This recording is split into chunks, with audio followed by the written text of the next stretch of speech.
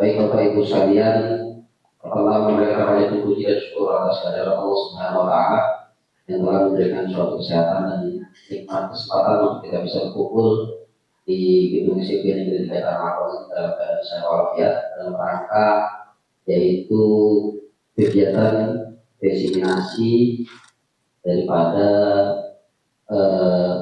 perwujudan ataupun pemenuhan tugas daripada CGP Angkatan 11 atas nama Pak Eko Mardianto, yang mana pada hari ini dia akan melaksanakan aksi nyatanya pada pukul 1.4 dengan budaya positif. Kemudian nanti dilanjutkan ada rapat juga pembinaan dari Bapak Kepala Sekolah.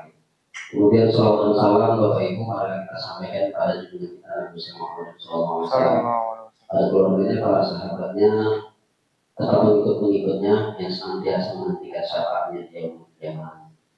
Bapak Ibu hadirin para undangan yang kami hormati, adapun susunan acara daripada rapat pada hari ini, yang pertama pembukaan, yang kedua kegiatan diseminasi dari guru penggerak angkatan 11, yaitu nanti akan disampaikan oleh Pak Eko Mardianto SPDR.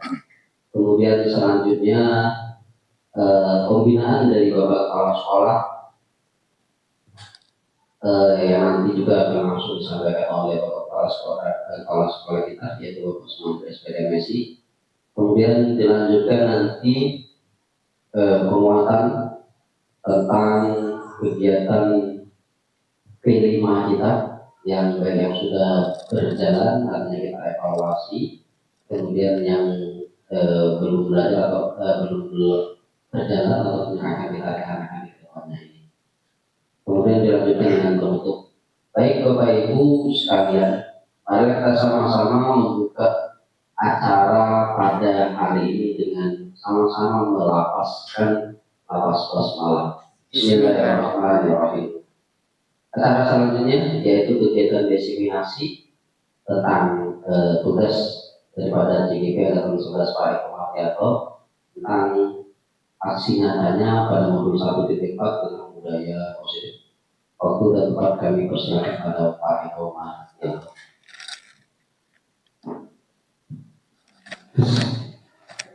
Assalamualaikum warahmatullahi wabarakatuh.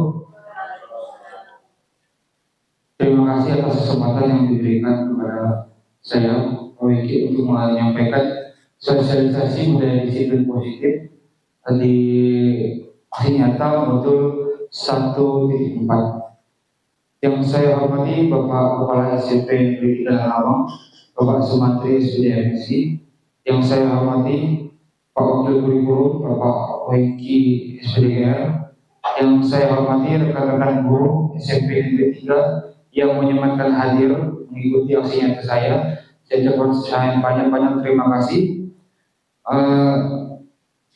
Selanjutnya langsung saja akan saya sampaikan mengenai sosialisasi budaya disiplin positif.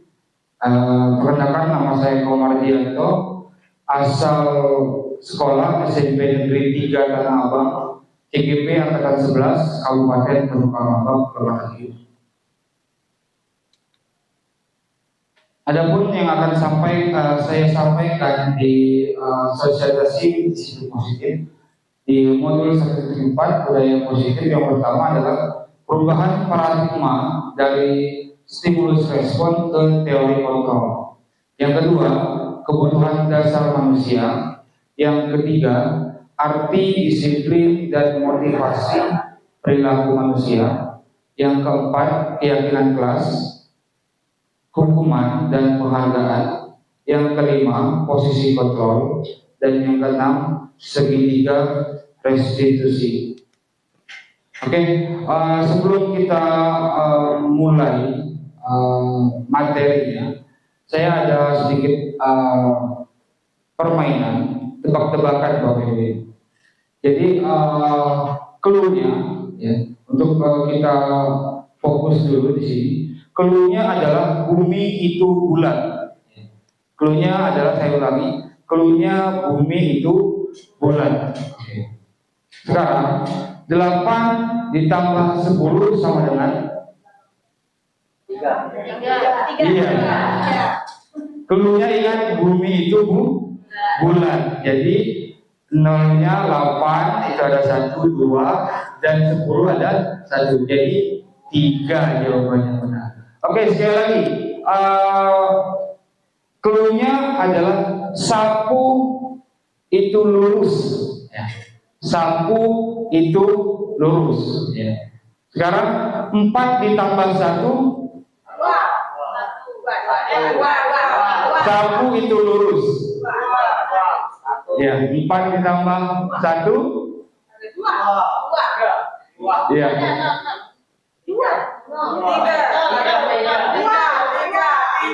4, 1 tambah 1 berarti 3. Bukan yang panjangnya ya, karena ada 1. Yang lurusnya. Oke. Bukan panjangnya ya, lurusnya. Oke. Satu lagi ya, kita fokuskan dulu. Yang lurus. Oke ya, punya pendapat yang berbeda-beda. Oke, fokus lagi. Sekali lagi, kita ulangi ya. Kupu-kupu punya sayap 4. Ya. Kupu-kupu bersayap 4. Kupu-kupu bersayap 4. Oke, kupu-kupu itu kupu-kupu ya. Nih, ya. Oke. 3 ditambah 3 sama dengan 4. Iya, 4 ya. Oke, biar kita lebih fokus lagi, kita berdiri dulu semuanya. Kita cairkan dulu suasana. Kita gerakkan dulu badan kita. Ya. Sini ada manfaat senam otak. Ya. Yang pertama meningkatkan daya ingat. Ya, mungkin kita masih muda-muda, mudah lupa. Ya, yang kedua meningkatkan refleks dan koordinasi tubuh. Dan yang ketiga meningkatkan kemampuan belajar kita, menyeimbangkan tubuh dan pikiran, menyeimbangkan otak kanan dan otak kiri kita. Ya. Ya. Kita akan kita sedikit dulu menggerakkan tubuh kita. Ya. Oke.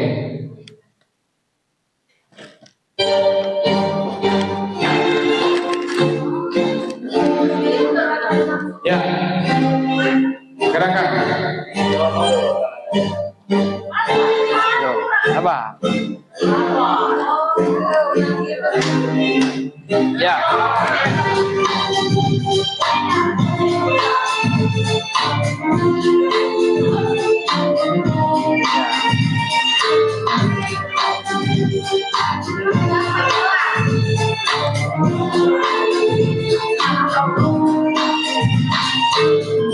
Ya, ini.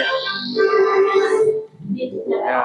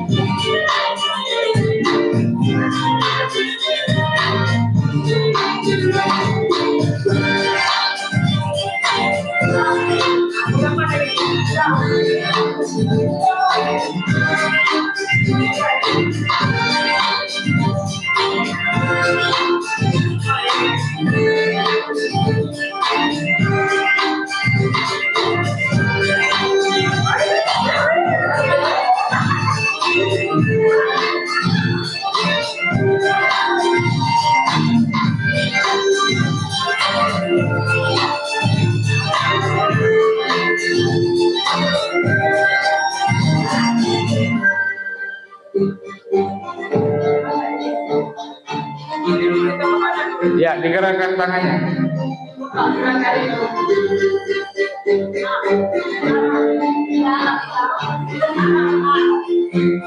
Oke, sekarang digerakkan kedua tangannya. Ya.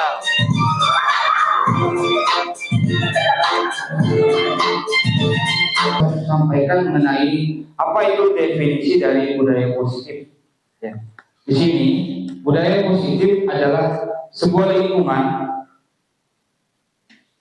atau suasana yang dibentuk oleh nilai-nilai positif, sikap saling menghargai, dan perilaku yang mendukung pertumbuhan serta perkembangan individu. Dalam konteks yang lebih luas, budaya positif adalah upaya menciptakan suasana yang menyenangkan, aman, dan produktif bagi semua yang terlibat dalamnya. Jadi budaya positif ini membuat peserta didik maupun seluruh warga sekolah di sini dalam suasana yang menyenangkan, aman, dan produktif, ya, bagi semua orang yang terlibat di dalamnya. Selanjutnya ada perubahan paradigma stimulus respon ke teori kontrol. Sebelumnya kita sebagai guru menggunakan stimulus respon, ya. Kita mencoba mengubah orang agar berpandangan sama dengan kita. Yang kedua, perilaku buruk dilihat sebagai suatu kesalahan. Yang ketiga, orang lain bisa mengontrol saya bisa mengontrol orang lain. Pemaksaan ada pada saat rujukan gagal. Mode berpikir menang kalah. Sedangkan kita harus merubahnya paradigma seperti itu menjadi ke teori kontrol. Kita berusaha memahami pandangan orang lain tentang dunia. Semua perilaku memiliki tujuan. Hanya Anda yang bisa mengontrol diri Anda. Anda tidak bisa mengontrol orang lain. Kolaborasi dan konsensus menciptakan pilihan-pilihan baru. Model berpikir menang-menang. Nah, inilah yang akan kita ubah dalam paradigma kita ke depannya melalui budaya positif. Oke, saya mohon bantuannya 2 orang, ya. 2 orang, cewek-cewek boleh, cowok-cowok boleh, untuk maju ke depan. Kita akan mempraktekkan bagaimana stimulus respon ini, stimulus respon dan teori kontrol ini bisa berlaku. Boleh? Untuk sukarelawan 2 orang, cewek-cewek boleh, cowok-cowok boleh. Oke, terima kasih Pak Satria. Ada orang lagi? Ya, Ibu Nanda. Oke, di sini akan ada 2 peran, ya.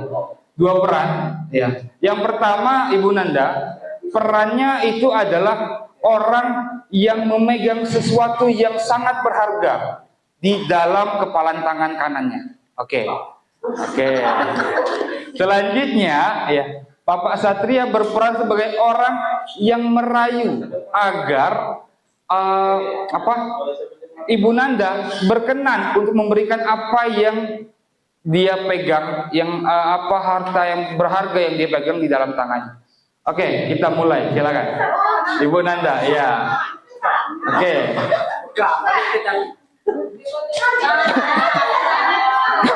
Oke, kita akan mulai dramanya. Silakan, Pak Satria. Silakan gunakan apa saja bujuk rayu untuk membuat Bu Nanda melepaskan kepalan tangannya. Sapu kanan saya.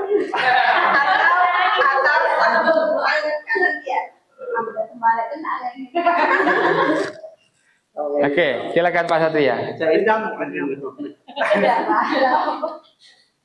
Gunakan segala macam cara yang Pak Satria bisa untuk membuka kepalan tangan dari Ibu Nanda. Ya. Boleh dibuka. Oke. Boleh digenggam, boleh. Iya, bisa kan dibaca.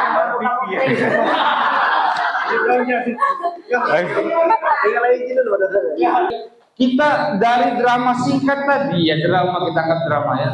Ada hal yang bisa kita ambil bahwa walaupun Pak Satria menggunakan kekerasan, menggunakan bujuk rayu, kalau Ibu Nanda tidak mau membuka kepalan tangannya, maka tidak akan terbuka. Ya, jadi di sini, ya, kita tidak bisa memaksakan kehendak kita. Ya, jadi di sini Ibu Nanda ya, disiplin. Disiplin itu berasal dari bahasa Latin yang artinya belajar. Jadi kita dulunya menganggap bahwa disiplin itu adalah menaati peraturan. kita kembalikan lagi ke awalnya, dasar dari bahasa disiplin itu adalah belajar atau disiplinan. Makna asal ini berasal dari konotasi dari disiplin murid-murid Socrates dan Plato. Disiplin diri membuat orang menggali potensinya menuju sebuah tujuan apa yang dia hargai. Namun, dalam budaya kita, makna kata disiplin telah berubah menjadi sesuatu yang dilakukan seseorang pada orang lain untuk mendapatkan kepatuhan. Nah, kita akan kembalikan lagi makna disiplin ini menjadi belajar.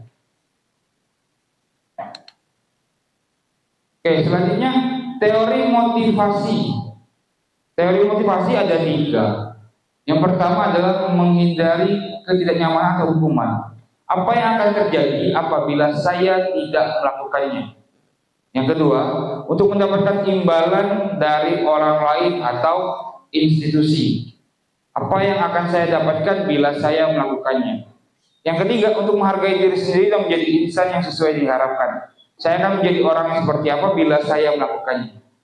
Dalam institusi kita sebagai guru disiplin yang ketiga, 3 teori motivasi ini mungkin kita semua ya, mungkin masih untuk menghindari ketidaknyamanan atau hukuman. Apa yang akan terjadi bila saya tidak melakukannya?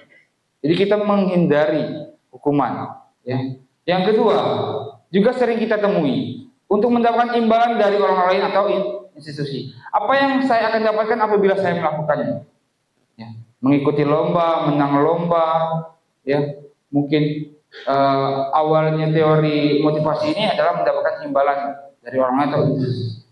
Nah, di poin yang ketiga, inilah yang terbaik. Kita melakukan segala sesuatu perilaku kita itu adalah untuk menghargai diri kita sendiri tanpa memerlukan penghargaan dari orang lain maupun untuk menghindari ketidaknyamanan atau hukuman. Saya akan menjadi orang yang seperti apa bila saya melakukannya. Perbaikan diri secara terus menerus. Selanjutnya merdeka. Merdeka menurut Ki Hajar Dewantara adalah tidak hanya terlepas dari perintah, tetapi juga cakap untuk memerintah diri sendiri. Jadi sudah kita lihat juga dramanya bahwa apa yang orang lain katakan tentang diri kita itu tidak akan bisa membuat diri kita menjadi lebih baik kecuali kita sendiri yang bergerak. Ya. Ada di hadis juga Allah tidak akan mengubah nasib suatu kaum apabila kaumnya sendiri tidak mengubahnya. Ya. Jadi sama saja di sini bahwa kita harus menunjukkan motivasi di dalam diri. Nah di sini ada lingkungan inklusif, ya, lingkungan sekolah yang sangat mendukung. Di sini yang pertama ada peraturan kelas. Dari peraturan kelas kita bentuk keyakinan kelas. Dari keyakinan kelas akan timbullah lingkungan yang positif. Dan yang keempat adalah budaya positif. Alhamdulillah kemarin sudah berjalan program dari Bapak kesiswaan kita, Bapak Bobi, ya. Jadi untuk yang ada guru yang menyambut, walaupun 1-2 orang guru tidak apa-apa, yang datang pagi duluan ataupun teman-teman atau guru yang berada di Pandan boleh untuk berdiri di gerbang untuk menyambut, karena pada saat siswa datang ke sekolah, ya, itu apabila disambut mungkin perasaannya berbeda dengan datang-datang biasa. Itulah yang ingin dimunculkan oleh Pak Wakil kita, Pak Bobi. Kami juga sudah ada program untuk baris dulu di depan kelas, ya, dicek dulu kerapiannya, setelah itu baru masuk kelas untuk jam pertama. Itu adalah untuk langkah awal mewujudkan lingkungan positif dan nantinya adalah budaya positif. Oke, di sini mungkin banyak yang teman-teman guru sudah menjalankan semua, ya, cara membuat keyakinan kelas. Keyakinan kelas ini boleh wali kelas, boleh juga per guru mapelnya agar peraturan kelas itu nantinya bisa ditaati oleh seluruh siswa, baik itu mata pelajaran maupun peraturan secara umum di kelasnya. Cara merumuskannya yang pertama adalah siswa dan guru mencurahkan pendapat tentang keyakinan kelas yang akan disepakati. Mencatat semua masukan dari siswa. Ini hal pentingnya. Keyakinan kelas bukan dibuat oleh guru itu sendiri, melainkan masukan dari siswa. Yang ketiga, menyusun keyakinan kelas sesuai dengan prosedur atau kondisi, mengganti kalimat negatif menjadi kalimat positif, tidak tinjau ulang keyakinan kelas secara bersama-sama. Setelah sudah benar, maka dipersilakan untuk disetujui dan ditandatangani oleh anggota kelas dan guru. Yang ketujuh, tempelkan atau pajang di kelas yang mudah terlihat. Tujuannya adalah agar kita selalu ingat bahwa itu adalah keyakinan kelas yang telah kita sepakati. Keyakinan sekolah di sini ada disiplin, ada religius, peduli lingkungan, dan toleransi. Disiplin, datang tepat waktu di sekolah, mengerjakan tugas tepat waktu, mengikuti seluruh kegiatan upacara, senam, rohis, memakai seragam sesuai jadwal, menggunakan kata-kata yang sopan. Religius, mengucapkan salam, peduli lingkungan, piket, kebersihan sesuai jadwal. Toleransi, menghormati guru dan siswa. Nah, selanjutnya di sini ada peraturan, selalu kembalikan buku ke tempatnya. Ada nilai yang ingin kita tuju di situ. Nilai dari mengembalikan buku adalah tanggung jawab. Kita ingin agar siswa kita memiliki rasa tanggung jawab. Dilarang mengganggu orang lain. Nilainya adalah menghormati orang lain dan diri sendiri. Hadir di sekolah 15 menit sebelum pelajaran dimulai. Komitmen dan menghormati orang lain. Dilarang melakukan kekerasan, keselamatan, menghormati orang lain. Ya. Di sini dilarang menggunakan narkoba, kesehatan, budayakan antri, menghormati orang lain, kesabaran, gunakan masker saat berkendara, kesehatan dan keselamatan, jangan berlari di koridor kelas, keselamatan dan keamanan. Oke, sampai di sini dulu. Jelas semuanya? Jelas ya. Oke, sebelum kita lanjut ke materi, kita games dulu ya. Kita lanjut games.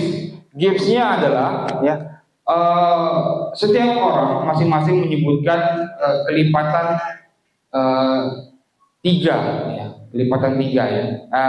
Berhitung 1 sampai 9. Kelipatan 3 berdiri dan mengucapkan guru hebat. Bisa? Bisa semuanya? Jadi terus, berjalan terus. Kelipatan 3 berdiri dan mengucapkan guru hebat. Bisa? Bisa? Oke, kalau bisa sebelum kita main game semuanya berdiri dulu. Mohon dibantu teman-teman guru. Ya, tangannya di atas. Mulai digerakkan. Ya, gerakan seperti ini. Ya. Bergerak kiri kanan, ya. Kiri kanan. Ya. Gerakan kiri kanan. Atas, naikkan ke atas. Naikkan ke atas. Lanjut. Ya, ke bawah.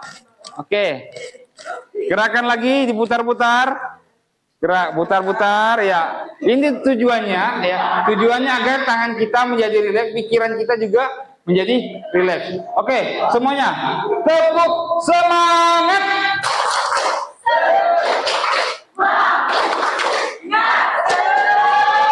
Oke, terima kasih. Silakan duduk kembali Bapak Ibu, kita lanjutkan gamesnya. Kita langsung ke games. Ya. Iya, lanjut. Berdiri, Ibu. Iya, berdiri. Guru hebat. Iya. 1, mulai dari 1 sudah 9, kembali ke 1. Nah, kita ulangi lagi. Sudah bisa? Mengerti ya? Oke, silakan Ibu Anita dimulai lagi. 1, 2, iya. 4, 5, 6, 7. Guru hebat. 1. Guru hebat. Oke, yang tidak konsentrasi kita perhatikan ya, kita ulangi lagi, benarkan ya. Berapa? Ya, mulai dari Ibu Renila, berapa tadi? Lanjut. 4. 5. Oke, sekali lagi, 1 putaran lagi. Ya. Lanjut, lanjut.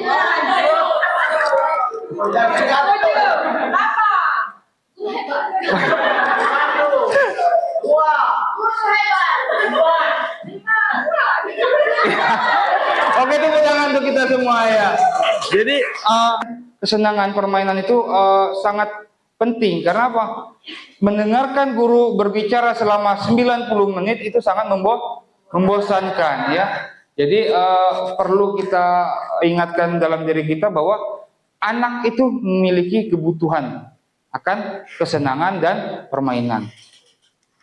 Oke, nanti kita akan lanjut ke materinya. Nah, di sini kita masuk dulu ke tindakan guru ya. Mencatat 10 kali di dalam buku kalimat. Saya tidak akan terlambat lagi karena terlambat ke sekolah. Ini termasuk apa? Hukuman atau konsekuensi? Ya. Mencatat 100 kali. Hukuman ya. Ingatkan. Nomor 2, menggantikan kertas tugas teman yang telah dicoret-coret. Konsekuensi. Meminta murid tidak mengenakan sepatu seharian. Hukuman. Lari mengelilingi lapangan basket 2 kali karena terlambat. Konsekuensi. Yang terakhir, lari mengelilingi lapangan basket 2 kali karena terlambat hadir. Hukuman. Oke, kita cek ya hukuman, konsekuensi, hukuman, konsekuensi dan hukuman. Oke, siapa yang bisa memberikan alasan? Kenapa lari yang pertama di sini dan lari yang kedua itu berbeda, konsekuensi dan hukuman? Apa perbedaannya di situ? Apa yang membedakannya? Yang lari pertama dengan lari yang kedua? Karena lari yang pertama itu Iya, karena lari yang pertama ini karena terlambat di mata pelajaran PJOK, itulah kenapa dia termasuk konsekuensi. Sedangkan di sini lari mengelilingi lapangan basket 2 kali karena terlambat hadir terlambat itu berbeda dengan hukuman yang kita beri lari mengelilingi lapangan, tidak sesuai dengan hukuman yang kita berikan. Sedangkan di sini pada saat lari mengelilingi lapangan basket 2 kali, sini ada terlambat di mata pelajaran PJOK. Diri yang buruk, marah, rasa bersalah, dan merasa tidak dihargai. Untuk konsekuensi adalah sesuatu yang harus terjadi, membuat anak merasa tidak nyaman dalam jangka waktu yang pendek.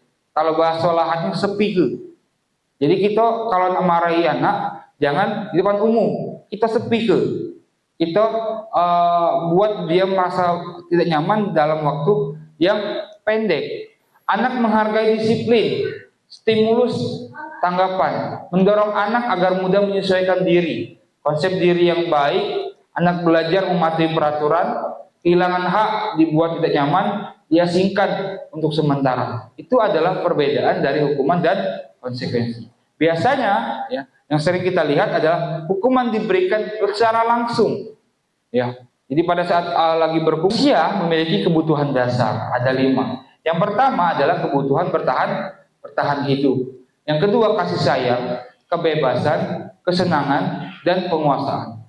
Kita bukan hanya anak didik kita saja pasti memiliki 5 kebutuhan ini. Ya, bertahan hidup. Bagaimana kita sebagai guru mau mengajar dengan bebas kalau masih memikirkan dapur di rumah, anakku makan apa? Sama kayak yang siswa. Siswa juga sama. Siswa, aku nak belajar tapi perut aku lapar. Kira-kira fokus tidak dia belajar? Tidak. Di rumah dia bekerja, ngambil bungen. Mungkin ibu-ibu banyak yang tahu, banyak siswa kita yang bungen. Kenapa? Karena kebutuhan bertahan hidup, untuk makan dulu. Agak belajar. Ya, ada lagi yang tampilan upahan tukang dan lain-lain. Itu karena apa? Karena kebutuhan bertahan hidup. Itulah yang menyebabkan dia tidak fokus belajar. Mikir ke makan, hidup dulu, baru agak belajar. Yang kedua adalah kasih sayang. Anak-anak kita di sekolah yang mungkin ya tanda kutipnya nakal, jahil dan lain-lain, dia membutuhkan rasa kasih sayang. Ya, kasih sayang di sini apa? Mungkin di rumah, emaknya mbaknya di rumah, ya dari subuh, lajak kasih lagi di rumah. Ya, banyak. Kalau kita ingin menggali lebih dalam lagi, ya, bahwa anak didik kita itu membutuhkan rasa kasih sayang. Yang ketiga, kebebasan. Dia butuh kebebasan. Belajar, aku tak galak nyatat, Pak. Aku niat nyatat, aku nak misalnya nak pidato, aku nak baca kebaya, aku nak ini. Itu adalah kebutuhan kebebasan yang jarang kita mengerti. Yang keempat adalah kesenangan. Nah ini tadi. Di dalam pelajaran pula, anak-anak itu butuh rasa kesenangan. Ya.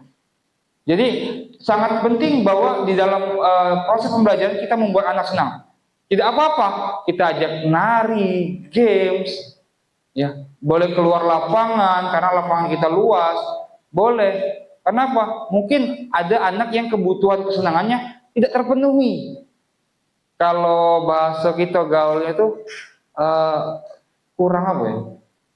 Masa kecil kurang bahagia. Nah, ya. Jadi di sini kebutuhan kesenangannya itu kurang. Yang kelima penguasaan. Nah ini ada yang mungkin kita sering menemui kasus anak cicak ibat, mungkin cak preman, itu adalah kebutuhan dasar atas penguasaan. Ya, di sini akan kita lebih dalami lagi. Contoh kasusnya ini, Ibu Jani. Ibu Jani ulah salah satu siswa di kelasnya. Siapa? Agus. Ya. Agus, beberapa anak datang mengeluhkan Agus yang seringkali meminta bekal makan siang dengan paksa. Jika Anda menghadapi situasi seperti Ibu Jani, apa yang Anda lakukan? Menurut Anda kira-kira apa alasan Agus melakukan hal itu? Di sini akan kita bahas, ada 5.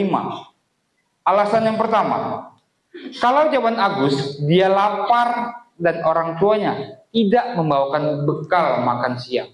Itu adalah kebutuhan bertahan hidup. Dulu sering, Rosi, Pak aku tak duit Pak, aku belum makan. Kebutuhannya adalah penguasaan atau pengakuan atas kemampuan tadi kata Pak cicak ibat. Itu adalah kebutuhan akan penguasaan. Kalau jawabannya dia bosan dengan bekal yang dibawakan ibunya, telur terus, kawannya ada sosis. Ya. Nah, kebutuhannya adalah kebebasan, kebutuhan akan pilihan. Mungkin itulah yang perlu kita gali dari kata contoh kasus. Yang terakhir, kebutuhan akan kesenangan. Iseng bae Pak. Nah ini sering kita jawab. Ngapa kau ganggu si anu? Iseng bae Pak. Nepak pala. Nah, iseng bae Pak. Ngatai orang tuanya. Iseng bae Pak. Nah tadi. Kenapa? Kebutuhan akan kesenangan. Mulai orang lain.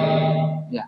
Itulah adalah contoh kasus dari 5 kebutuhan dasar masing. Jelas Bapak Ibu ya? Di sini. Oke, selanjutnya adalah 5 posisi kontrol guru. Ya. Posisi kontrol guru ada 5. Yang pertama penghukum, pembuat rasa bersalah, teman, pemantau, yang terakhir adalah manajer. Kita akan melihat sekilas mengenai video dari 5 posisi kontrol. Is key for team success. With ClickUp, you can easily manage your team's tasks and timelines. Oke, yang pertama kita akan bahas posisi penghukum.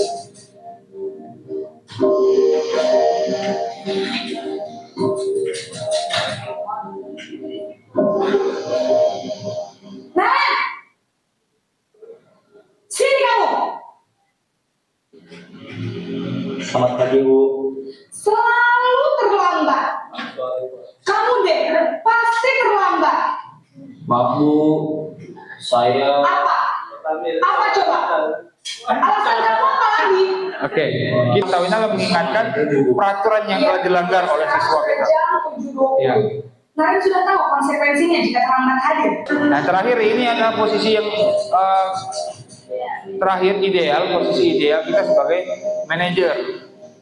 Selain kita mengingatkan bahwa konsekuensi dari masalah itu apa, kita juga menanyakan kepada siswa bagaimana cara memperbaiki masalahnya agar tidak terulang kembali. Itu terakhir mengenai segitiga restitusi. Apa itu restitusi? Restitusi itu adalah proses menciptakan kondisi bagi murid untuk memperbaiki kesalahan mereka, sehingga mereka bisa kembali pada kelompok mereka dengan karakter yang lebih kuat. Ini adalah menurut Gosen di tahun 2004. Nah di sini identitas gagal, hukuman, identitas suksesnya adalah buahnya disiplin itu ada konsekuensi dan restitusi. Hukuman sesuatu yang menyakitkan harus terjadi, konsekuensi sesuatu harus terjadi, restitusi adalah merupakan pilihan. Hukuman membuat murid tidak nyaman untuk jangka waktu panjang. Konsekuensi tidak nyaman untuk murid untuk jangka waktu yang pendek. Restitusi menguatkan untuk murid atau anak dalam jangka waktu yang panjang. Hukuman, korban mendapatkan keadilan, korban bisa diabaikan, korban mendapatkan ganti. Murid atau anak akan tersakiti, murid anak dibuat tidak nyaman, murid anak akan mendapatkan penguatan. Di sini hukuman bersifat negatif, konsekuensi itu netral, dan restitusi adalah bersifat positif. Artinya di sini membangun agar siswa yang telah melakukan kesalahan menjadi karakter yang lebih baik lagi. Selanjutnya, ciri-ciri restitusi adalah bukan untuk menebus kesalahan, namun untuk belajar dari kesalahan, memperbaiki hubungan, tawaran bukan paksaan. Restitusi menuntut untuk melihat ke dalam diri, restitusi mencari kebutuhan dasar yang mendasari tindakan. Jadi ada 5, apa yang mendasari tindakan mereka dari kelima kebutuhan dasar tadi. Restitusi fokus pada karakter bukan tindakan. Restitusi fokus pada solusi. Restitusi mengembalikan murid yang berbuat salah pada kelompoknya. Oke, selanjutnya kita akan lanjut ke kasus 1, contoh penerapan segitiga restitusi. Setelah kita belajar teorinya, kita akan belajar dulu bagaimana penerapannya dalam kasus yang pertama.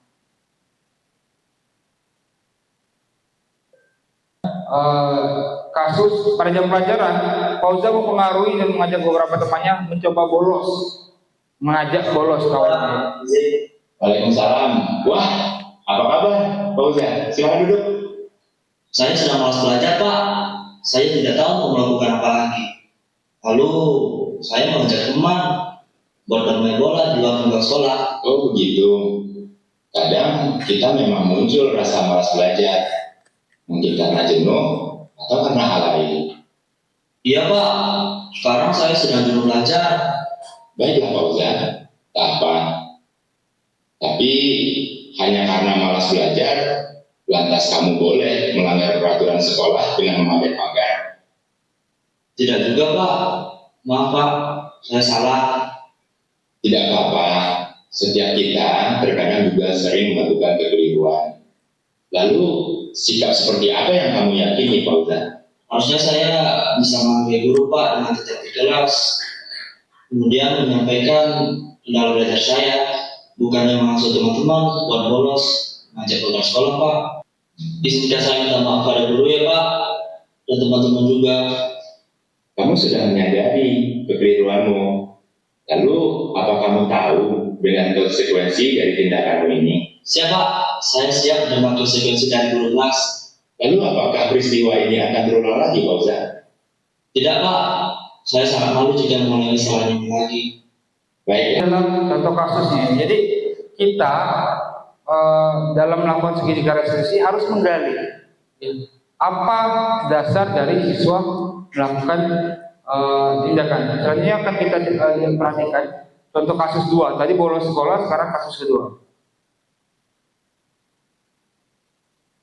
Nah ini ya, belum menentukan materi pelajaran dan meminjam buku temannya.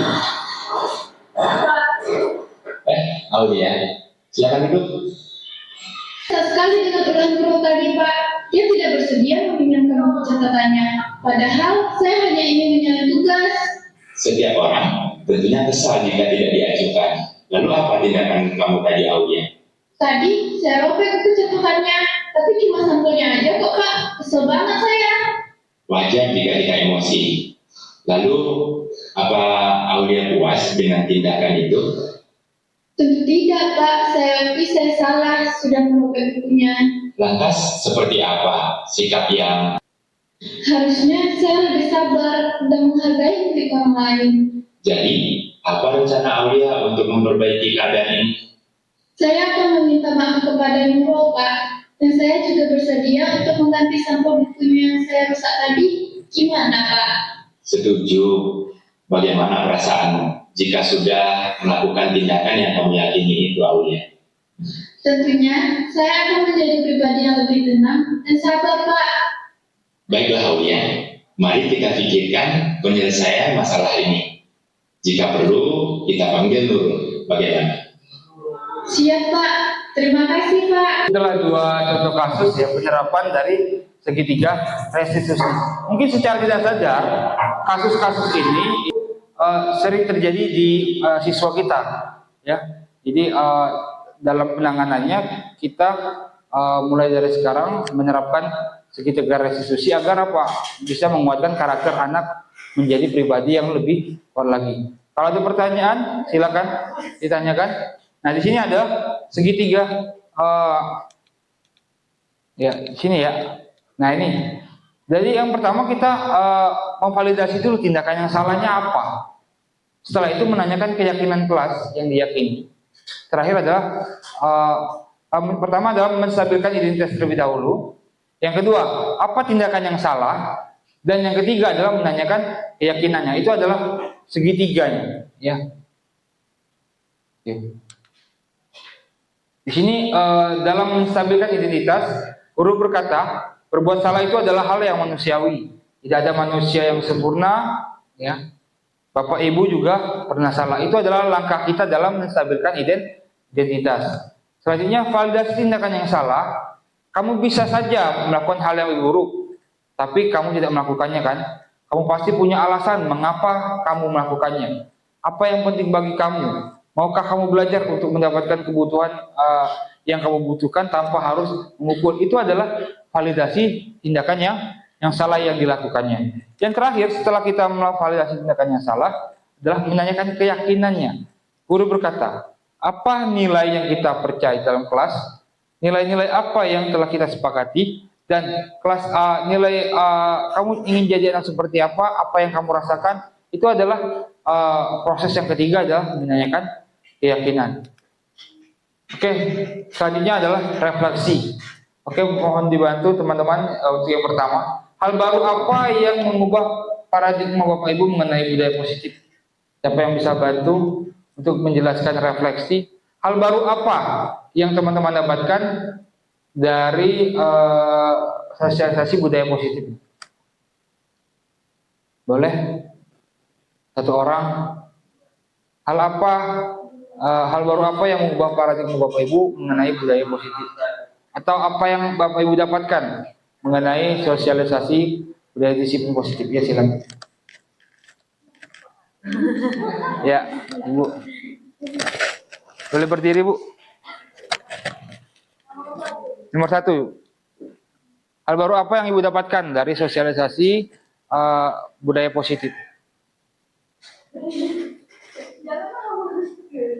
Ya. Assalamualaikum warahmatullahi wabarakatuh. Waalaikumsalam warahmatullahi wabarakatuh. Hal baru apa yang mengubah paradigma Bapak atau Ibu mengenai budaya positif? Jadi setelah mendengarkan pemaparan materi dari Pak Eko mengenai budaya positif, apa yang saya dapatkan? Yang pertama itu mengenai cara menyikapi permasalahan yang terjadi kepada siswa, bagaimana cara kita menyelesaikannya dan mencari solusinya sehingga tidak menimbulkan masalah yang baru. Terus yang kedua, kita sebagai guru juga harus memiliki sikap terhadap siswa. Yang selanjutnya, mungkin itu saja. Wassalamualaikum warahmatullahi wabarakatuh. Oke, terima kasih Bu Nanda. Kira teman-teman lagi? Ya, kolegi. Terima kasih kepada Pak Eko atas kesempatannya. Izin Bapak Ibu menyampaikan tentang pendapat kami terkait dengan pembelajaran apa saja yang didapat dari sosialisasi dari budaya positif ini. Tadi kita sudah mendengarkan dan mengamati yang disampaikan oleh Pak Eko selaku narasumber daripada kegiatan sosialisasi pada hari ini. Bahwasanya yang pertama bahwa budaya positif itu sebenarnya turunan dari tadi kalau kita lihat dari peraturan kelas ya, peraturan kelas, kemudian kita membuat suatu keyakinan kelas. Setelah terbentuk keyakinan kelas ini, kemudian dilaksanakan, kemudian ditaati dan dilaksanakan secara bersama-sama, maka nantinya akan terwujud lingkungan yang positif. Jadi hal-hal yang positif yang telah kita laksanakan di kelas kita kemudian menjadi lingkungan positif. Setelah lingkungan positif ini berjalan dengan baik, maka menjadi suatu budaya, hal yang sudah terbiasa dilakukan oleh sekolah atau oleh peserta didik tanpa ada unsur paksaan, tanpa ada tekanan. Itu artinya sudah membudayaan. Kemudian di berikutnya kita tadi sudah diajarkan ataupun sudah disampaikan untuk memahami 5 dasar kebutuhan manusia. Dengan memahami 5 dasar kebutuhan manusia ini, kita sebagai pendidik dapat memahami kondisi-kondisi peserta didik. Artinya ketika peserta didik melanggar ataupun ada perbuatan-perbuatan mungkin yang kurang baik terkait dengan pembelajaran ataupun dalam proses pembelajaran, artinya kita sudah menyinkronkan dengan kebutuhan apa sih yang dibutuhkan oleh siswa ini, sehingga kita bisa mencukupi dan bisa memenuhi kebutuhan tersebut. Sehingga kedepannya ataupun fungsi dari ini sesuai dengan apa yang disampaikan oleh Hajar Dewantara itu, kita proses pembelajaran itu harus berpihak pada peserta didik, harus memenuhi semua daripada kebutuhan peserta didik. Kemudian setelah kita sudah memahami 5 dasar kebutuhan manusia itu, kita tadi sudah juga disampaikan oleh Pak Eko bagaimana tata cara untuk sebagai seorang guru dalam menyikapi kondisi peserta didik. Tadi ada yang sebagai pemukul, ada yang sebagai merasa bersalah, kemudian ada yang sebagai teman, kemudian ada dari sebagai Pemantau, ada yang ini jaringan. Namun dari kelima yang disampaikan oleh Pak Eko ataupun yang sudah kita lihat di tayangan videonya, yang posisi ideal kita sebagai guru itu Bapak Ibu, yaitu posisi yang kelima, yaitu sebagai manajer. Artinya sebagai manajer itu kita harus menanyakan apa alasannya melakukan suatu misalnya melanggar tata tertibnya, apa alasannya. Kemudian ada tahapan-tahapan tadi yang sudah kita lihat, yang sudah disampaikan oleh Pak Eko terkait dengan posisi kita sebagai dewan guru, sebagai manajer. Kemudian yang terakhir tadi tentang restitusi. Dalam kita menangani suatu kasus yang terjadi di sekolah kita terhadap siswa, bahwa segitiga restitusi ini kalau kita lihat adalah suatu tindakan yang sangat-sangat luar biasa, sangat-sangat baik, karena di situ ada proses pendidikan yang sangat tidak ada. Kalau kita lihat mulai dari menstabilkan identitas, bagaimana kita menstabilkan identitas, menstabilkan emosi daripada peserta didik. Kemudian setelah kita bisa menstabilkan, baru kita masuk ke tahap yang kedua tadi ya, validasi tindakan. Kita menanyakan apa alasan mereka melakukan itu. Kita menggali Bapak Ibu permasalahan-permasalahan, alasan-alasan apa yang mungkin mereka pasti setiap tindakan itu ada alasan yang mereka lakukan. Kemudian setelah kita memvalidasi tindakan, baru kita menanyakan keyakinan kelas yang apa yang ideal yang seharusnya dilakukan seperti itu. Jadi pembelajaran yang sangat-sangat bermanfaat ini sangat-sangat luar biasa kami dapatkan Pak Eko daripada kegiatan sosialisasi budaya positif yang Pak Eko lakukan. Terima kasih. Assalamualaikum warahmatullahi wabarakatuh.